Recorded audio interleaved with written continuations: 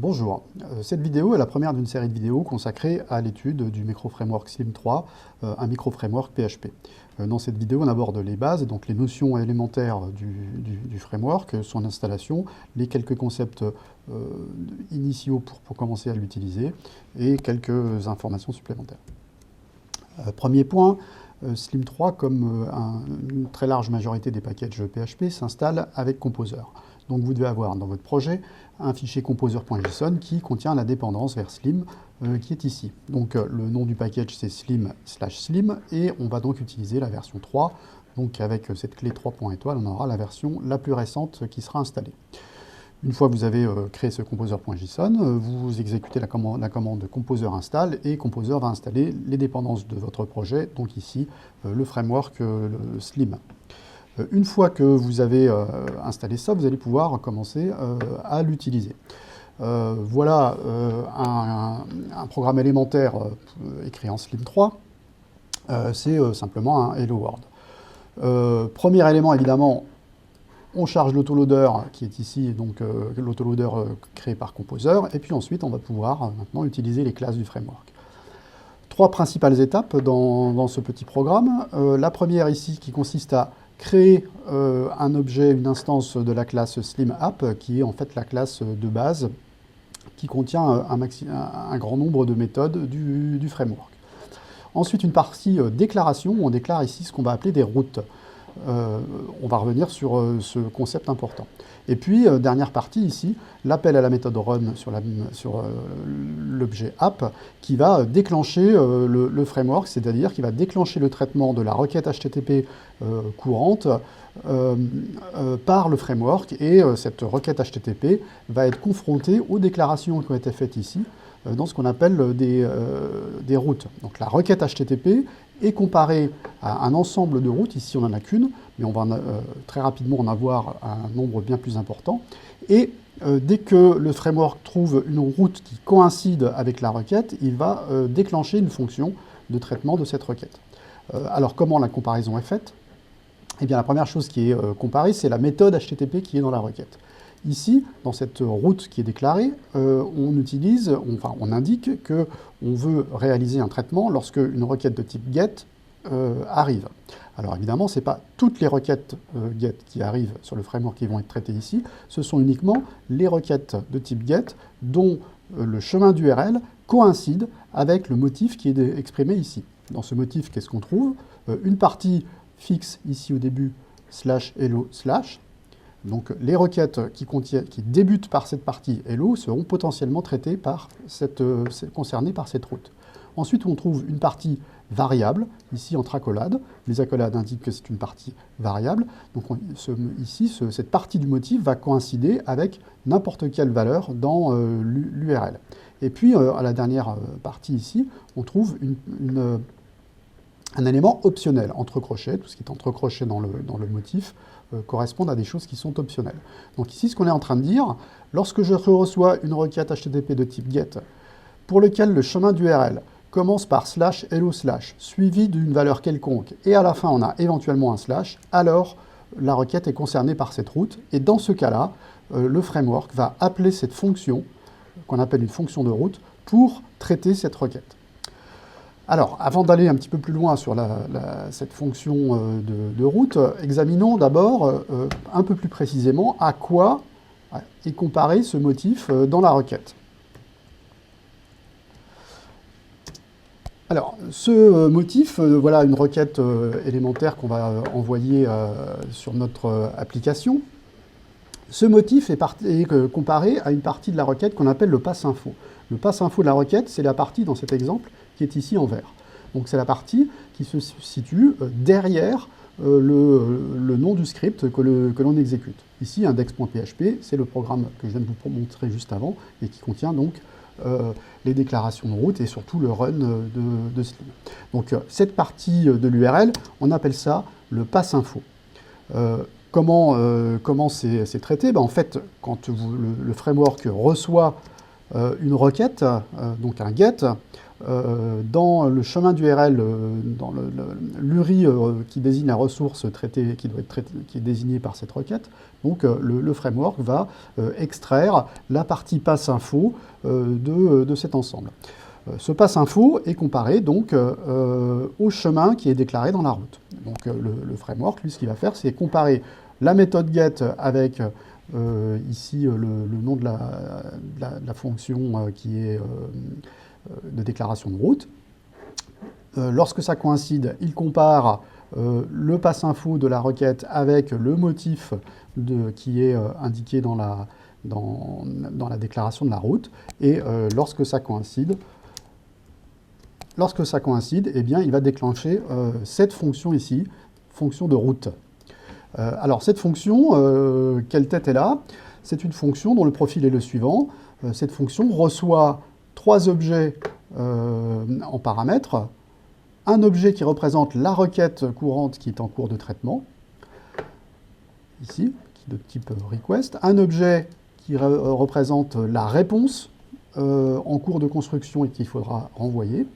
Et un objet qui est un tableau contenant les arguments de la requête, les arguments de la requête étant les parties variables, ici, dans le motif de l'URL. Cette fonction renvoie une réponse. Obligatoirement, il faut absolument que cette fonction fasse un return d'un objet de type réponse pour que ça fonctionne. Alors un tout petit peu plus sur ces types. Ici, en fait, les types que j'utilise, ce sont ceux-là. On a fait des use ici. Donc, la requête, en fait, elle est de type PSR HTTP Message Server Request Interface, et la réponse, elle est de type PSR HTTP Message Response Interface. Dans cette toute petite fonction, qu'est-ce qu'on fait? On récupère l'argument de la requête. Donc ici, je vais dans ce tableau de la RARS et à la clé name, qui correspond ici au nom du paramètre que j'ai mis dans le motif. Je récupère donc cette partie variable. Donc ici, on suppose que c'est le nom d'une personne. Ensuite, on va modifier la réponse pour écrire un message de retour. Donc pour modifier cette réponse, je prends ici l'objet de type réponse que le framework m'a injecté. J'accède à sa partie body, donc le corps de la réponse, et j'écris dedans cette petite chaîne HTML. Voilà, hello world avec le nom que j'ai reçu. Et puis, bien, je fais un return de cette réponse conformément au profil de la fonction, puisqu'ici, on doit impérativement renvoyer une réponse. Voilà, eh bien, on va essayer. Donc, voilà actuellement l'URL, donc slim.tuto.local, ça c'est le domaine de mon serveur. J'ai donc l'appel de mon script index.php qui est mon programme Slim que je viens de voir juste avant. Une partie, donc cette partie de l'URL elle est obligatoire, et puis derrière, je vais pouvoir mettre un nom quelconque. Voilà, donc ce qu'a fait le framework, c'est qu'il a comparé cette URL à ce motif. Il constate que ça coïncide, et donc il a déclenché cette fonction qui, elle, a écrit dans le corps de la réponse hello world et a été chercher la valeur qui était ici dans l'URL et l'a positionnée à cet endroit ici. Alors évidemment, si je mets une autre valeur ici, ça fonctionne toujours avec une autre valeur du nom qui est là. Bien entendu, si j'ai autre chose que ici, que je mets hello par exemple, eh bien j'ai une erreur. Pourquoi on a une erreur? Parce que le passe info reçu dans cette requête ne coïncide pas avec le motif qui était ici. Bien, donc voilà, ça c'est les bases du fonctionnement du framework. Donc ça va nous permettre ici de déclarer des routes, une route étant constituée d'une méthode, d'un motif de chemin qui est comparé au passe info de la requête reçue, et d'une fonction de route qui est une action qui est entreprise lorsque la requête reçue coïncide avec le motif et la méthode déclarée. Alors maintenant, qu'est-ce qui se passe? Évidemment, là j'en ai qu'une, on va pouvoir en mettre plusieurs. Par exemple, j'en rajoute une qui est celle-ci. Alors elle ressemble, mais j'ai simplement changé un peu quelque chose dans le motif d'URL. Voilà, je l'ai rajouté. Et bien maintenant, mon framework répond si je lui envoie une autre URL, enfin une autre requête. Voilà. Donc là, c'est la fonction de route qui correspond à ce motif d'URL, à ce chemin d'URL qui a été activé et qui a un effet un peu différent. Alors, troisième cas, qu'est-ce qui se passe lorsque j'utilise une fonction de route qui peut potentiellement entrer en conflit ou qui ressemble à une fonction de route qui existe déjà. Par exemple, ici, je déclare cette fonction, cette route, dans laquelle j'ai une URL qui, en fait, est englobée dans celle-ci. D'accord ? Celle-là, Hello Michel, ça peut potentiellement correspondre à ce motif qui est là, ce motif qui est plus large. Ici, le framework, ce qu'il va faire, c'est qu'il va traiter dans l'ordre de déclaration des routes et il va prendre la première qui coïncide. Donc ici, si il reçoit une requête avec ce motif exactement, il va utiliser cette route. Par contre, s'il reçoit une requête qui ne correspond pas à ce motif, mais qui correspond à celui-là, il va utiliser la deuxième route. Donc l'ordre est important. Et on doit prendre garde à déclarer les routes dans l'ordre des plus spécifiques vers les plus larges. Donc on va vérifier ici que ça marche. Donc c'est dans le cas hello. Donc si je fais hello marsu, j'ai toujours mon ancienne route ici, celle-là qui correspond à ce motif qui est activé. Par contre maintenant, si j'utilise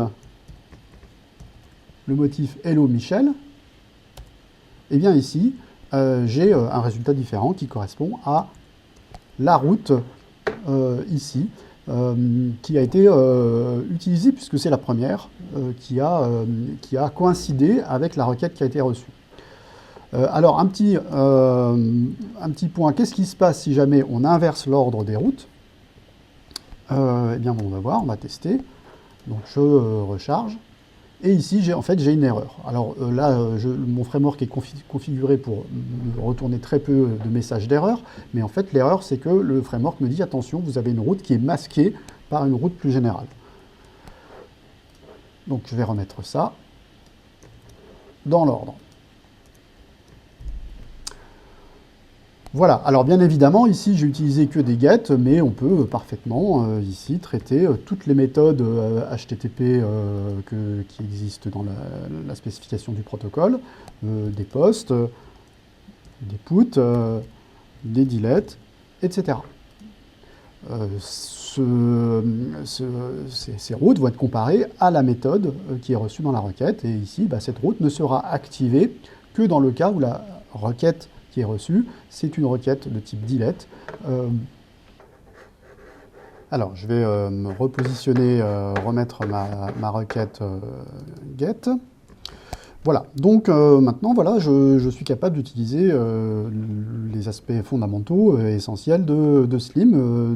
L'usage de Slim, ça consiste à créer une application, puis déclarer des routes, une route étant l'association d'une méthode, d'un motif d'URL à une fonction de traitement de la route. Et je peux en déclarer plusieurs en faisant attention à l'ordre. Une fois que j'ai déclaré toutes ces routes, je déclenche le framework, la méthode run, qui consiste à déclencher le traitement par le framework de la requête courante et de la comparer dans l'ordre de déclaration des routes, donc comparer la requête à chacune des routes. Alors, il me reste un petit détail que j'aimerais régler. Dans les exemples que je vous ai montrés, j'ai des URL ici qui ont cette tête-là, avec un pass info qui est situé derrière le nom du script PHP contenant le traitement Slim. Ces URL ne sont pas très jolies, moi elles ne me plaisent pas beaucoup. J'aimerais bien les transformer un petit peu. Notamment, ce que j'aimerais, c'est pouvoir utiliser des URL dans lesquelles je fais disparaître cette partie index.php, et donc des URL qui auraient cette tête-là. Voilà, ça c'est quand même plus agréable. Ça me permet de masquer index.php qui n'a aucun intérêt pour les utilisateurs de l'application. Alors on peut le faire. On va utiliser un mécanisme qui est en fait un mécanisme qui est proposé par les serveurs web, qui est un mécanisme de transformation ou de réécriture d'URL. Donc en fait, ce qu'on va faire, c'est transformer un petit peu les URL qui sont reçues par le serveur de façon à ce qu'elles soient un petit peu plus jolies. Donc on va utiliser ici un fichier qu'on appelle le .htaccess. Donc ça, c'est pour les cas où on fonctionne sur le serveur Apache. Sur d'autres serveurs web, ce sera un petit peu différent. Donc là, on a un fichier qui est situé dans le répertoire qui contient l'index de mon application, c'est-à-dire le lieu où on traite les requêtes avec le framework Slim. Et dans ce .htaccess, j'ai un certain nombre de règles qui me permettent de transformer les requêtes qui arrivent en entrée du serveur. Donc ici, on a principalement une règle de transformation, donc ici, c'est voilà, une rewrite rule, donc une règle de réécriture, qui me dit, voilà, toutes les requêtes qui arrivent, on les transforme en ajoutant systématiquement cette chaîne de caractères index.php dans la requête. Alors en fait, qu'est-ce qui se passe? En fait, ça c'est la requête qui, ça va permettre d'utiliser des URL un petit peu plus simplifiées. Donc avec la règle de réécriture que je viens de vous présenter, quand le serveur reçoit une requête HTTP de ce type-là, un get /hello/Sonia, ça c'est la requête HTTP qui est reçue, il va donc voir qu'il y a un fichier .htaccess qui applique une règle de transformation de cette requête. Donc la règle de transformation, c'est celle qu'on a vue juste avant. Cette règle consiste à, dès le début de la requête, insérer la chaîne index.php. Et donc finalement, la requête qui va être effectivement reçue et traitée par Slim, c'est la requête get index.php /hello/Sonia, qui est donc la requête avec la forme que nous avons vue jusqu'à présent. Et donc cette requête va pouvoir être correctement comparée aux routes déclarées du framework, puisque dans cette requête, j'ai bien un pass info qui est là. Voilà, donc grâce à ce .htaccess, voilà, vous voyez que je l'ai ici, il est à côté de mon fichier index.php. Et bien maintenant, je vais pouvoir faire fonctionner mon application, non pas avec les URL qu'on avait jusqu'à présent, où on fait apparaître explicitement l'index.php, mais directement avec des URL de cette forme-là. Voilà, donc ça marche. Maintenant, si je remets... j'ai bien le comportement attendu. Si je mets Michel, j'ai bien la route qui est déclarée, qui s'applique. Et puis, le dernier exemple, hein, c'est celui-là. Voilà. Voilà. Donc là, maintenant, j'ai des URL un petit peu plus présentables, un petit peu plus agréables, un petit peu plus simples d'utilisation. Autre intérêt, j'ai masqué le fait que j'utilise un fichier qui s'appelle index.php. Ça me concerne moi en tant que développeur, ce n'est pas l'affaire des utilisateurs de mon application. Voilà, et bien avec ces éléments, vous pouvez démarrer et commencer à programmer des petites choses avec Slim.